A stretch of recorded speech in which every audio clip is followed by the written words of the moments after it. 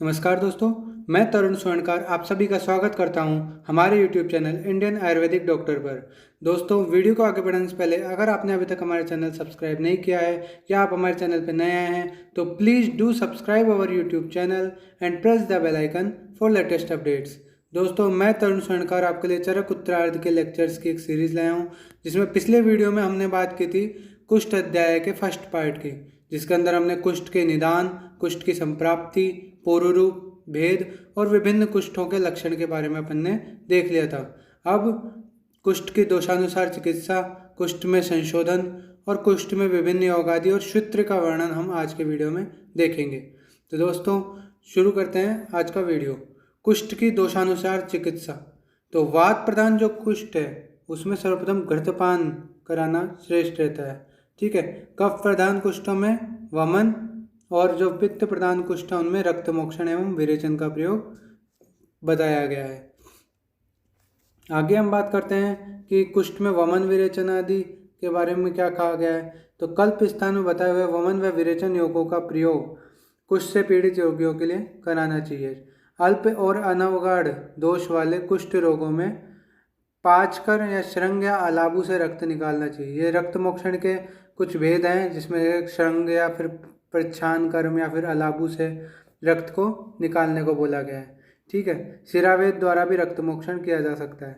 कब? अधिक दोष होने पर। तो यहाँ पे आप कंडीशन याद रखिएगा कि अल्प दोष अगर है तो किस टाइप का रक्त मोक्षण बताया? प्रच्छान कर्म या श्रृंग द्वारा। ठीक है। और अगर अधिक दोष है तो शिरावेद द्वारा रक्त मोक्षण बताया गया है। अब कुष्ठ में संशोधन की बात करी गई है। इंपॉर्टेंट है कि कुष्ठ रोगी में जिनमें दोषों की अधिकता हो, रोगी के बल की रक्षा करते हुए बहुत अधिक संशोधन कराना चाहिए। ठीक है। जो रोगी का बल न घटावे, इसका ध्यान रखते हुए थोड़े मल को अनेक बार वमन व विरेचन द्वारा निकालना चाहिए।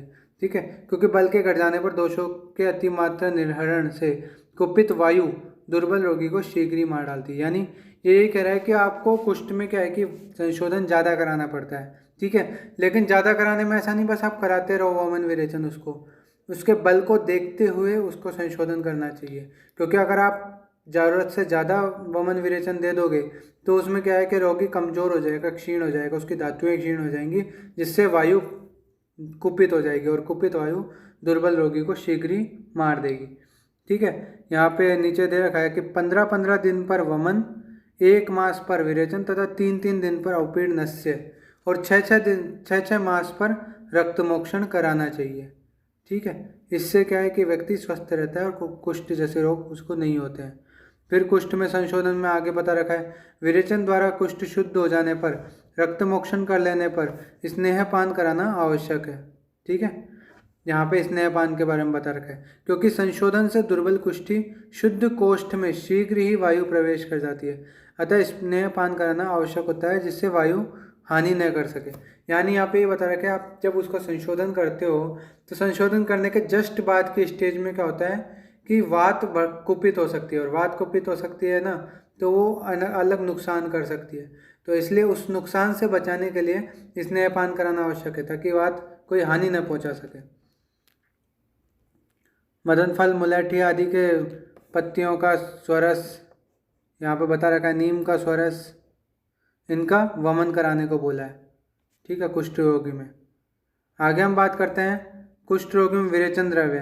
त्रिव्रता दंती त्रिफला च विरेचने शस्ता, यानी त्रिव्रत, निशोथ, दंती की मूल या त्रिफला विरेचन के लिए उत्तम होता है कुष्ठ रोगी में। ठीक है। फिर हम आगे बात करते हैं आस्थापन बस्ती का प्रयोग बता रखा है यहाँ पे। तो यहाँ पे क्या बोल रखा है, दारू, हरिद्रा, वन भट्टा यानी बृहति, खश, परोरा की पटोल, नीम, मदनफल, अमलतास की, ठीक है, इन अमलतास का गूदा, इनके क्वाथ में इंद्रजों और नागरमोथा का कल्क तथा घृत तेल मिलाकर कुष्ठ रोगी को निरूह बस्ती देनी चाहिए। इन द्रव्यों की निरूह बस्ती देनी चाहिए। इंपॉर्टेंट है। फिर वातोलवण, वात कुष्ठ में अनुवासन बस्ती का बोला है। क्यों? क्योंकि अनुवासन बस्ती क्या होती है? स्नेह। ठीक है, स्नेह बस्ती क्या, स्नेह क्या होगा? वात का शमन करेगा, और वैसे बस्ती भी वात के शमन के लिए होती है, इसलिए यहाँ पे ऐसा बताया गया है। ठीक है, आगे हम बात करें कुष्ठ में नस्य की, तो नस्य के बारे में बता रखा है कि सेंधा नमक, दंती मूल, मरीच, तुलसी के बीज, पीपल, करंज के फल, वायु वेड़ंग, इन सभी को समभाग में कपड़ छाण चूर्ण बनाकर इससे और नस्य देना चाहिए। कुष्ठ और कफ प्रकोप शांत होता है। फिर कुष्ठ में धूमपान का प्रयोग भी बता रखा है कि वैरेचनिक धूमों का प्रयोग करना चाहिए। ठीक है, आगे हम बात करें कुष्ठ में रक्त मोक्षण।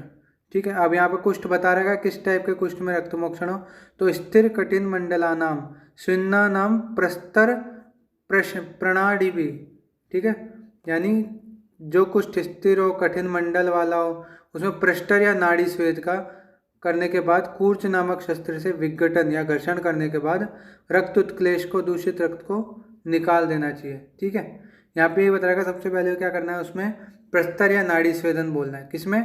कठिन स्थिर मंडल वाला, मंडल कुष्ठ में प्रस्तर या नाड़ी स्वेद करवा लिया उसका। फिर उसके बाद कूर्च नामक शस्त्र से घर्षण के बाद रक्त मोक्षण करा दिया। ठीक है, दूषित रक्त को बाहर निकाल दिया। अब रक्त के निकल जाने से उपद्रव शांत हो जाते हैं, और अनुपयोदक पशुओं के मांस को कुछ गर्म पोटली बनाकर स्वेदन करना चाहिए। फिर उसका वापस स्वेदन कराया, किससे? कि अनुपयोदक पशुओं के मांस को गर्म करके उससे। ठीक है, इसके बाद रक्त निकालने के लिए तीक्ष्ण शस्त्र लेकर लेखन करना चाहिए। और कुष्ठ को यह समझे कि यह दोष अल्प मात्रा में है, तो उसे प्रच्छान कर्म द्वारा शंख यंत्र या अलाबू यंत्र से रक्त निकाले, या फिर जोंक लगाकर रक्त का विरेचन करवाएं। ठीक है, मतलब इसने कुल मिलाकर 2 कर्म बता रखे हैं। यहाँ पे शस्त्र कर्म भी बता रखा है, शस्त्र कर्म, शस्त्र द्वारा रक्त मोक्षण। मेनली तो यहाँ पे रक्त मोक्षण, स्वेदन और रक्त मोक्षण बता रखा है कि पहले स्वेदन करो, फिर उसके बाद रक्त मोक्षण करो विभिन्न विधियों से।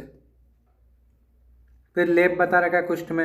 एक्सटर्नल यूज मेडिसिन बहुत इंपॉर्टेंट होती हैं, तो लेप का प्रयोग भी बता रखा है। ठीक है, इसके अलावा क्षार का प्रयोग। अब यहाँ पे है, जिस कुष्ठ में शस्त्र कर्म नहीं किया जा सकता, वहाँ पर स्पर्शनेंद्रिय नष्ट हो गई है, त्वचा में शून्यता हो गई हो, तो ऐसे में रक्त व दोष को निकाल देने के बाद क्षार का प्रयोग करने का बताया गया है। ठीक है, फिर कुष्ठ में अगध प्रयोग बताया कि पत्थर के समान कठिन हो, शून्य हो, स्थिर हो, ठीक है, या पुराना हो। ये ना, पाषाण कठिन पुरुषे सुप्ते कुष्ठे स्थिरे पुराणे च, यानी इस प्रकार का जो कुष्ठ है उसमें क्या है, अगध का पान कराना चाहिए। ठीक है, अब यहाँ पे एक चीज़ हो रहा है, अष्टांग हृदय में कुष्ठ के लिए कुछ अच्छे योग बता रखे हैं, जैसे कि योगराज अवलेह, निम्बारिष्ट, मणिभद्रवटक, महावज्रघ्रत, ललितक वसा का प्रयोग, ये सब बता रखे हैं अष्टांग हृदय में। ठीक है, आगे हम बात करें संशमन की, तो संशमन में अनेक कुष्ठनाशक योग हैं। इसके अलावा तिक्त व कषाय द्रव्यों से कुष्ठ को शांति करनी चाहिए, यानी तिक्त व कषाय द्रव्य कुष्ठ को नाश करने में थोड़े हेल्प करते हैं। ठीक है, अब आते हैं पित्तज कुष्ठ की चिकित्सा। तो पित्तज कुष्ठ में क्या है, तिक्त द्रव्यों से सिद्ध किया हुआ घृत, ठीक है, और रक्त पित्त नाशक बाह्य व आभ्यंतर श्रेष्ठ का प्रयोग करना बताया गया है। ठीक है, इसमें दोषों की अधिकता के अनुसार यह चिकित्सा बताई है। इसके बाद में त्वचा को दूषित करने वाले सभी कुष्ठ होते हैं, तो त्वक दोष सामान्यतः कुष्ठ को शांत करने वाले दोषों को आप ये बताएंगे आगे योग। ठीक है, कुष्ठ 3 योग बता रखे हैं। पहला, दारू हरिद्रा के कल को गोमूत्र में मिलाने पर। ठीक है, फिर रसांजन और गोमूत्र का प्रयोग, फिर सौंठ, पीपल, मरीच, गुड़ और तिल तेल को एक साथ 1 मास तक हरड़ से सेवन करने पर। 3 अच्छे हो गए, आप नॉर्मली भी यूज कर सकते हैं, होम यूज। ठीक है, एक दारू हल्दी के कल्क में गोमूत्र मिलाकर पिलाने पर कुष्ठ नाश होता है। फिर रसांजन में गोमूत्र घोलकर पीने से कुष्ठ नष्ट होता है। और तीसरा योग का बता रखा है, सौंठ, पीपल, मरीच, गुड़ और तिल का तेल। ठीक है, इनके साथ 1 मास तक एक हरड़ का सेवन करना कुष्ठ नाश करने वाला होता है। ठीक है, अब ये यहाँ पे बता रखा है कि गुड़ और तिल जो है वो यद्यपि कुष्ठ उत्पन्न करता है, तथापि त्रिकटु गुड़, तेल और हरड़ का संयोग विकृति विषम संवेद होकर प्रभाव से कुष्ठ को दूर करता है। यानी ये बता रखा है कि गुड़ और तेल है ना, कुष्ठ को उत्पन्न करने वाले होते हैं। लेकिन क्या होता है सीन कि यहाँ पे प्रकृति विषम संवेत होकर जो त्रिकटु गुड़ तेल और अरहर का योग है, ये प्रभाव से, ठीक है, यहाँ पे आप रसपंचक पढ़ेंगे, रसगुण वीर्य विपाक प्रभाव, डीजी में पढ़ के आए होंगे, तो प्रभाव से ये कर्म करता है और कुष्ठ को दूर करता है। ठीक है, अब यहाँ पे पटोलादिक वात आ गया, तो पटोलादिक वात का कहाँ कहाँ यूज हो रहा है? कुष्ठ, शोथ, मूत्रकृच्छ, हलीमा, हृदय रोग, बस्तीशूल, विषम ज्वर। ठीक है, ये सब 6 रात्रि में नष्ट हो जाते हैं। षडरात्रि योगेन, ठीक है, 6 रात्रि में ये सब नष्ट कर देता है पटोलादिक वात। अच्छा योग है, इंपॉर्टेंट योग है, मल्टीपर्पज़ यूज है इसके। फिर आता है मुस्तादी चूर्ण। मुस्तादी चूर्ण नाम याद रखिएगा। मुस्तादी चूर्ण के जैसा ही एक आता है मुस्तादी क्वाथ, वो वर्णित है विसर्प में। ठीक है, अब पारद का वर्णन 3 जगह है कि मुखरोग, कुष्ठ और व्रण में, द्विवर्णीय अध्याय में। ठीक है, ये 3 जगह पे पारद का वर्णन चरक संहिता में किया गया है। ठीक है, आगे हम बात करें त्रिफलादि चूर्ण, नाम याद रखना त्रिफलादि चूर्ण। ठीक है, एक रीडिंग मार लेना इसके कंटेंट की। अब आता है ये इंपॉर्टेंट श्लोक है, मोस्ट इंपॉर्टेंट है, याद रख लेना। ललितक प्रयोग रसेन जात्यः समाक्षिक है परमः सप्तदश कुष्ठघाती माक्षिक धातुश्च मत्रेण। यानी आत्रेय ने बताया कि ललितक का प्रयोग आंवला का स्वरस व मधु के साथ सेवन करने से 17 प्रकार के कुष्ठ को नष्ट करने के लिए है उत्तम योग है। इसके अलावा गोमूत्र के साथ स्वर्ण माक्षिक की भस्म का सेवन करने से भी 17 प्रकार के कुष्ठ नाश होते हैं। ठीक है, ये सिंगल ड्रग मेडिसिन टाइप है और बहुत बढ़िया मेडिसिन है। ठीक है, तो ये यूज कर लेना चाहिए। गंधक शुद्ध लेना चाहिए, ये चीज़ याद रखिए, गंधक शुद्ध लेना चाहिए। ठीक है, इसकी मात्रा बल के अनुसार 1 रत्ती से 8 रत्ती तक दी जा सकती है। स्वर्ण माक्षिक का यद्यपि शुद्ध करने के बाद प्रयोग करना, अन्यत्र चरक ने बताया कि 1 रत्ती से 4 रत्ती तक गौमूत्र से सेवन करना चाहिए। और 17 प्रकार के से कहने का तात्पर्य है कि जो काकड़क कुष्ठ है वो असाध्य होता है, ये मैं आपको पहले बता चुका हूँ। बाकी 17 प्रकार के जो होते हैं वो साध्य होते हैं। ठीक है, अब कुष्ठ में शिलाजतु प्रयोग भी बता रखा है कि शिलाजतु का प्रयोग कुष्ठ में बहुत अच्छा होता है। इसके अलावा श्रेष्ठ आंवलासार गंधक के द्वारा या स्वर्ण माक्षिक के द्वारा निग्रहित सभी व्याधियों को दूर करने की सामर्थ्य रखने वाले इस पारद भस्म को कुष्ठी सेवन करें। ठीक है, अथवा सभी व्याधियों को शांत करने वाले पारद को ऊपर बताई विधि के अनुसार निग्रहित कर भस्म बनाकर वज्र शिलाजीत अथवा योगराज नामक योग के साथ नित्य सेवन करने से कुष्ठ पीढ़ी का कुष्ठ दूर होता है। यानी यहाँ पे ये बता रखा है, तो गंधक के साथ पारद भस्म को या फिर स्वर्ण माक्षिक के साथ पारद भस्म को सेवन करने से हर तरह का कुष्ठ नष्ट होने की क्षमता बताई है। या फिर पारद की भस्म बना ली, उसमें वज्र शिलाजतु, शिलाजतु के भी अलग भेद होते, तो वज्र शिलाजतु का या फिर योगराज नामक योग के साथ इसका पारद भस्म का नित्य सेवन करने का बोला गया है। अब मध्वासव, मध्वासव आया है। ठीक है, यहाँ पे ऐसा ही मधुकासव का कफज ग्रहणी में आया है वर्णन, मध्वासव या मधुकासव करके। ठीक है, कफज ग्रहणी में यह क्या करता है, कुष्ठ और किलास को नष्ट करने वाला होता है।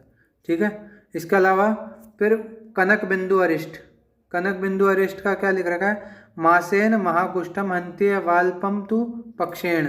ठीक है, अगर अल्प दोष है तो पक्षे 15 दिन में, नहीं तो 1 मास के अंदर हर कुष्ठ को नाश करने की इसमें क्षमता होती है। इसके अलावा कनक बिंदु अरिष्ट के पान करने से मनुष्य सुवर्ण के समान कांति वाला हो जाता है। ठीक है, इसके अलावा अर्श, श्वास, भगंदर, कास, किलास, प्रमेय, यक्ष्मा आदि रोगों को दूर करने वाला होता है। ठीक है, 15 दिन में शुद्र कुष्ठ और 1 माह में महाकुष्ठ को दूर करने वाला होता है। ठीक है, 1 से 2 तोले इसकी मात्रा बताई गई है जल के साथ। इसके अलावा एक कनकासव आता है, वो आता है श्वास रोग में, और कनकारिष्ट आता है अर्श में। ये पीजी के लिहाज से इम्पोर्टेंट है। ठीक है, आगे हम बात करते हैं त्रिफलासव की। ठीक है, त्रिफलासव नाम याद रखना। ठीक है, आगे हम बात करते हैं पथ्य की बता रखी कि कुष्ठ में पथ्य क्या है, हितकारी क्या है और अपथ्य क्या है। तो कुष्ठों में लघु अन्न व तिक्त रस वाले शाक पथ्य हैं या हितकारी हैं। शुद्ध बिलावा, त्रिफला, निम्ब से युक्त अन्न व घृत का प्रयोग लाभकारी है। पुराना धान्य, जंगल पशु पक्षियों का मांस, मूंग की दाल, ठीक है, परवल का शाक जो है वो हितकारी है। अपत्य क्या बता रहेगा, गुरु अन्न, अमरस, अम्ल रस, दूध दही, ठीक है, अनुपमांस, मछली, गुड़, खासकर गुड़ और तिल ये हानिकारक बताए गए। इसके अलावा मिल्क प्रोडक्ट्स, ठीक है, दूध दही, अम्ल रस और गुरु अन्न आहार विहार, ये सब जो है अपत्य बताए कुष्ठ में। इसके अलावा कुछ चीज़ें एडेड होती है जैसे कि लवण, अधिक सॉल्ट का प्रयोग भी नहीं करना चाहिए, ठीक है। कुष्ठनाशक लेप बता रखा है यहाँ पे, एक बड़ी इलायची, कूट, दारू हरिद्रा, सौंफ, चित्रक, वायविडंग, रसांजन, हरड़, इनको समान भाग में लेकर जल में घिसकर लेप लगाना चाहिए, ठीक है।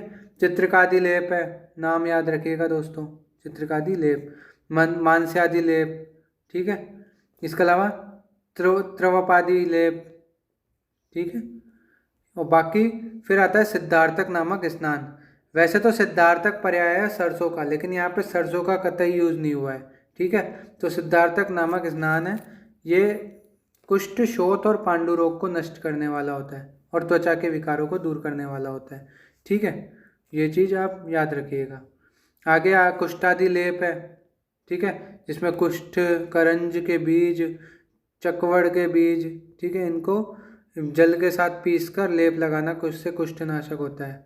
इसके अलावा अन्य कुष्ठनाशक लेप बता रखा है, जैसे कनेर के मूल का कल्क, इंद्रजो, करंज के फल का कल्क, दारू हरिद्रा की छाल का कल्क, इन तीनों योगों को अलग अलग चमेली के पत्ती के कल्क में मिलाकर लेप करने से कुष्ठ दूर करने में अलेप सिद्धि या लाभकर प्रतीत होता है, ठीक है। अब कुष्ठनाशक 4 लेप है, ये MTR इसलिए है क्योंकि अपन नॉर्मल यूज कर सकते हैं कि शिरीष के जो छाल है उसका कल्क, या फिर कपास के फूल का कल्क, या फिर अमलतास, ठीक है, अमलतास के जो पत्ती है उसका कल्क, या फिर मकोए की पत्ती का कल्क, ये 4 जो है कुष्ठनाशक लेप हैं। इनका आप घरेलू यूज भी ले सकते हैं और अच्छा भी है, ठीक है। फिर अन्य कषाय बता रखे हैं, ठीक है, तो दारू हरिद्रा के क्वाथ से निर्मित रसांजन, या फिर नीम और पटोल की पत्ती, या खदीर का सार, अमलतास की पत्ती या कुरैया की छाल, ठीक है, छतीवन की छाल, ये 6 कषाय योग कुष्ठनाशक है। इनके क्वाथ बनाकर पीना चाहिए, ठीक है। फिर बाह्य प्रयोग व अंतर प्रयोग के लिए तिनीश के क्वाथ का, ठीक है, बाह्य प्रयोग स्नान के लिए, अंतर प्रयोग में पीने के लिए कनेर की मूल का कल्क कुष्ठ का मतलब लेप बना के और उसको प्रयोग किया जा सकता है। ये कुष्ठ शांति के लिए इन समस्त 8 योगों को क्वाथ तथा तेल घृत सिद्ध करके प्रयोग में लिया जा सकता है, ठीक है। इसके अलावा त्रिफलादि क्वाथ, कुष्ठाद्य तेल इंपॉर्टेंट है, कुष्ठाद्य तेल याद रखिएगा। श्वेत करवीराद्य तेल, इसमें विडंग की मूल लिए, ये याद रखना, नहीं, श्वेत कनेर की मूल लिए, कनेर की मूल लिए, यहाँ पे आपको ये याद रखना है, श्वेत करवीराद्य तेल मूल काम में लिए कनेर की, और जो श्वेत करवीर पल्लवाद्य तेल है यहाँ पे, तो यहाँ पे मूल, त्वचा और पत्ती 3 यूज की है, ठीक है। कल्क में तो क्या किया है, त्वचा और पत्ती, ठीक है, कल्क में, और स्वरस में पत्ती का रस, ठीक है, सॉरी, मूल व त्वचा का तो लिया है कल्क और स्वरस लिया है पत्ती का, तो ये चीज़ आप याद रखिएगा। इसके अलावा तिक्तेक्ष्वादि तेल, ये याद रखना आपको। फिर एक आएगा ताम्र पात्र का वर्णन कहाँ किया है, मतलब कौन से योगों को ताम्र पात्र में रखना चाहिए। ऐसे 3 योग चरक संहिता में वर्णित है, एक दृष्टि प्रदावर्ती, ठीक है, एक सिद्धमलेप और एक प्रथम ब्रह्म रसायन, जिसको अपन फर्स्ट चैप्टर में पढ़ चुके हैं। सिद्धमलेप अभी आएगा और दृष्टि प्रदावर्ती आगे आएगी। फिर कनकशीरी तेल, ये याद रखना, सिद्धमलेप ये आ गया, ठीक है। भाजने ताम्रे, यानी ताम्र के बर्तन में इसको रखना चाहिए बनने के बाद, ठीक है, ज़्यादा इफेक्टिव होता है।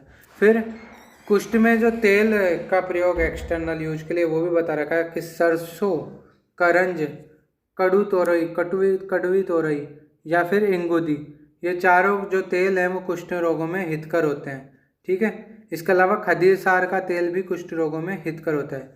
इसकी एक ट्रिक बनाए रखी है, कोई शक, ठीक है, यहाँ पे कोई शक में क्या है, को से कोशातकी होता है, कड़वी तोरई को बोलते हैं, ठीक है।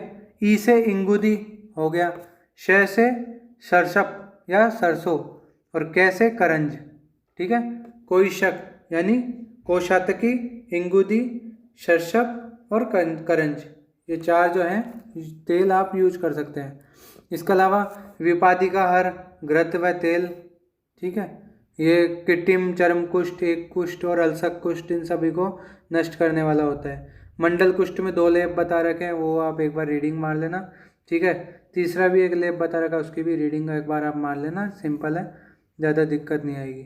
फिर एड़क जादी लेप, ठीक है, ये आप याद रख लेना। फिर कुष्ठ में स्नान व पान के बारे में बता रखा है। वो अनेक और पित्त कफज के लिए अलग कुष्ठ के लेप पे बता रखे हैं, यहाँ पे एक बार रीडिंग कर लेना, ठीक है, ज़्यादा कुछ इंपॉर्टेंट इनमें है नहीं। फिर है त्रिफला योग, ठीक है।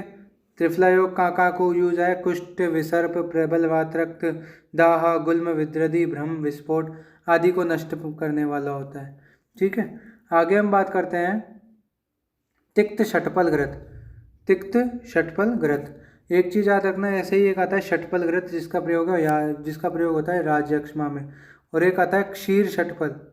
क्षीर षटपल का होता है गुल्म में, कफज गुल्म में, ठीक है, ये आप याद रखना है, एक जैसे से टर्म है। षटपल घृत, ठीक है, यह आता है राज्यक्षमा में, क्षीर षटपल घृत कफज गुल्म में, और तिक्त षटपल घृत यह है कुष्ठ में, ठीक है। ये क्या करता है? पामा, विसर्प, पीड़िका, कंडू, मद व गंडमाला आदि को नाश करने वाला होता है। ये चीज़ आप याद रखिएगा। फिर महातिक्तक घृत, नाम याद रखिएगा, महातिक्तक घृत, ठीक है। ये रक्त पित्त वगैरह में भी इनको यूज कर सकते हैं, बाकी अनेक रोगों में यूज होने वाला है। उन्माद, कामला, कंडू, हृदरोग, गुल्म, गंडमाला, रक्त प्रदर, पीड़िका, इन सब में इसको यूज किया जा सकता है।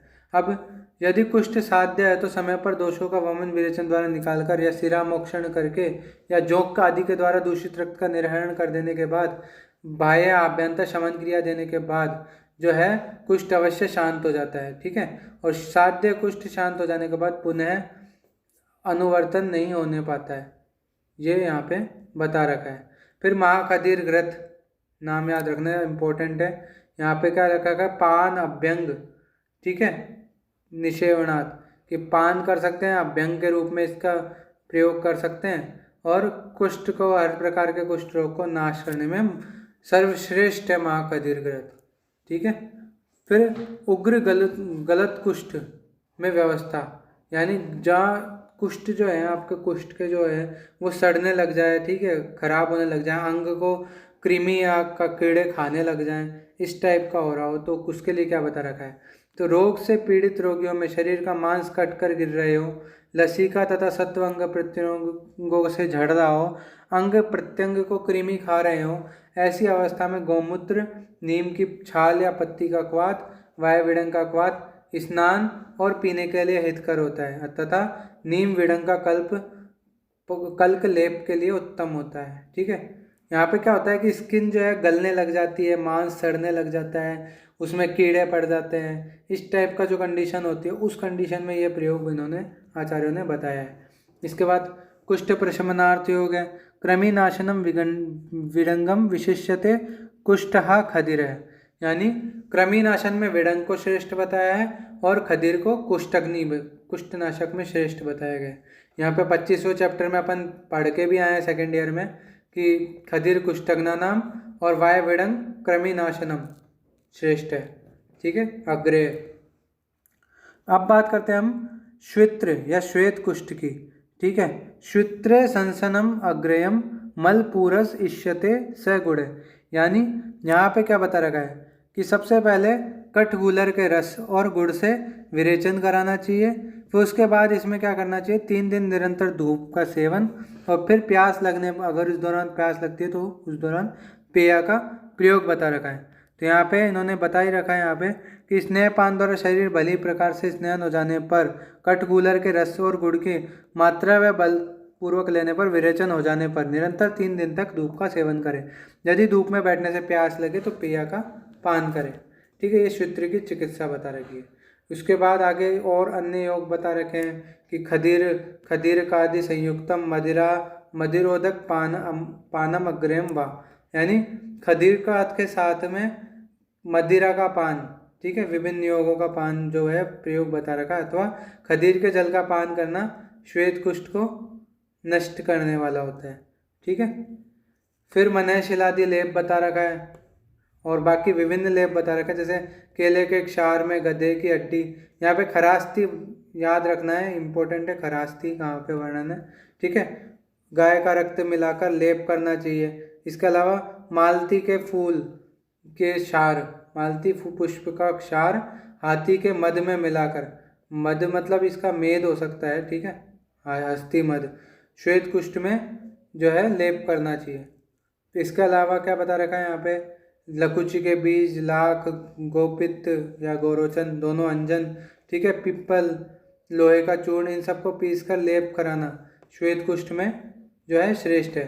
अब श्वेत कुष्ठ कृच्छ साध्य बताया गया है कि भाई जब वमन विरेचन आदि द्वारा शरीर की शुद्धि हो जाने पर, रक्त मोक्षण क्रिया करने पर, शरीर को रूक्षित कर देने पर और सत्तू के निरंतर सेवन करने के बाद भी पाप पूर्ण क्षीण हो गया है, ऐसे व्यक्ति में क्या है कि श्वेत कुष्ठ का नाश होता है, ठीक है। श्वेत कुष्ठ क्या है, असाध्य व पापज रोग है। दान धर्मादि करने से जब सर्वथा पाप का क्षय हो जाता है तो यह रोग भी साध्य हो जाता है, ठीक है। यहाँ पे इसकी देव व्यापार श्रेय एक तरह से बता रखा है कि आप पाप कर्म मत करो, पुण्य कर्म करो तो जल्दी ठीक हो जाएगा, साध्य हो जाएगा, साध्य कुष्ठ भी साध्य हो जाएगा। फिर यहाँ पे क्लास के भेद बता रखे हैं, तो दारुण, चारुण और क्षित्र, ये याद रखना इंपॉर्टेंट है, 2 नंबर में पूछ लिया जाता है कि दारुण, चारुण, क्षित्र ये 3 क्लास के नाम हैं। इन 3 नामों वाले त्रिविध क्लास है, प्राय त्रिदोष कारण होते हैं, ठीक है। त्रिविध क्षित्र में वर्णन बता रखा है कि रक्त धातु में दोषों के आश्रित होने पर रक्त वर्ण का, मांस में आश्रित होने पर ताम्र वर्ण का और मेदा में आश्रित होने पर श्वेत वर्ण का क्षित्र होता है, ठीक है। रक्त से ताम्र और ताम्र से श्वेत कठिन होता है, ठीक है। अब यहाँ पे वाग्भट ने क्षित्र को अपरिस्रावी माना है, यानी इसमें कोई स्राव नहीं होता, ठीक है। चरक ने केवल धातुगत दोषों के होने पर क्षित्र 3 वर्णों का माना है, दोषों के कारण न मानकर धातु को कारण माना है, ठीक है। यहाँ पर ऐसा वर्णित है, लेकिन यहाँ वाग्भट ने दोषों और धातुओं की भी वर्णोत्पत्ति में कारण माना है, ठीक है, दोषों को भी माना है उन्होंने कारण।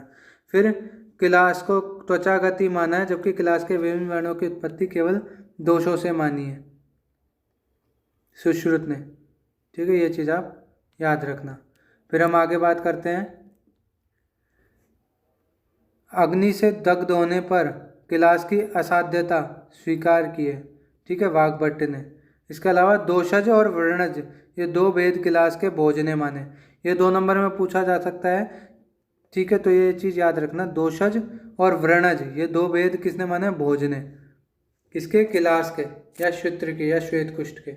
अब क्लास के निदान बता रखे हैं, निदान में क्या बता रखा है कि वचांस्त्य तथ्यानि कृतघ्नम भावो, ठीक है, कृतघ्न भावो, निंदा सुराणाम गुरु घर्षणम च, पाप क्रिया पूर्व कृतम च कर्म हेतु क्लासस्य विरोधी च अन्नम, असत्य बोलना, कृतघ्न होना, देवताओं की निंदा करना, गुरुजनों का अपमान करना, पाप क्रिया में रत रहना, विरोधी अन्नपान का सेवन करना तथा जन्मांतर में किया गया दुष्कृत, ये जो है क्लास के निदान है, ठीक है। अब यहाँ पे एंड होता है चैप्टर का। इसमें हमने क्या क्या पढ़ा, कुष्ठ रोग के निदान, ठीक है, और द्रव्य सप्तक कुष्ठ के, ठीक है, कुष्ठ के जो दूष्य हैं कौन से, कुतरमाल, त्वग, रक्त, मांस और अंबु या लसिका, ठीक है। विविध कुष्ठों के लक्षण पढ़े हैं हमने, जिन जिन कुष्ठों में जिन जिन दोषों की प्रधानता है उनके बारे में देखा है अपन ने, ठीक है। कुष्ठों में वातादि दोषों के लक्षण देखा है, संक्षेप में दोषों का निर्देश देखा है, साध्यता देखी है कुष्ठ की, ठीक है, असाध्य कुष्ठ के लक्षण भी देखे हैं और सिद्ध योगों का वर्णन देखा है, क्लास रोग के कारण, लक्षण वगैरह सब देखे हैं अपन ने। इस प्रकार हमारा कुष्ठ अध्याय समाप्त होता है, ठीक है। मॉडर्न में कुष्ठ को लेप्रोसी से कोरिलेट किया गया और लेप्रोसी के 3 भेद बताए हैं कि नोड्यूलर लेप्रोसी, न्यूरल लेप्रोसी और मिक्स्ड लेप्रोसी, ये चीज़ आप याद रखिएगा, ठीक है। इस प्रकार हमारा कुष्ठ रोग अध्याय समाप्त हुआ है। यहाँ पे क्लास का जो सूत्र का वर्णन है ये जस्ट अपोजिट किया गया है, यहाँ पे पहले चिकित्सा बाद में निदान पे आए हैं। ऐसा इसलिए क्योंकि कुष्ठ का पहले निदान संप्राप्ति और उसके बाद चिकित्सा चली, तो चिकित्सा को कंटिन्यूएशन में रखते हुए उन्होंने पहले सूत्र की चिकित्सा बताई और लास्ट में जाके निदान बता दिया, ठीक है। इस प्रकार हमारा कुष्ठ अध्याय समाप्त हुआ। वीडियो में कोई भी प्रॉब्लम हो, कोई भी डाउट हो तो कमेंट बॉक्स में ज़रूर बताएं और चैनल को सब्सक्राइब करना ना भूलें, ज़्यादा से ज़्यादा शेयर करें और कोई भी प्रॉब्लम हो, आपको कोई भी सजेशन देना हो, एनी सजेशन, प्लीज़ कमेंट ज़रूर करें। मिलते हैं अगले वीडियो में, तब तक के लिए बाय।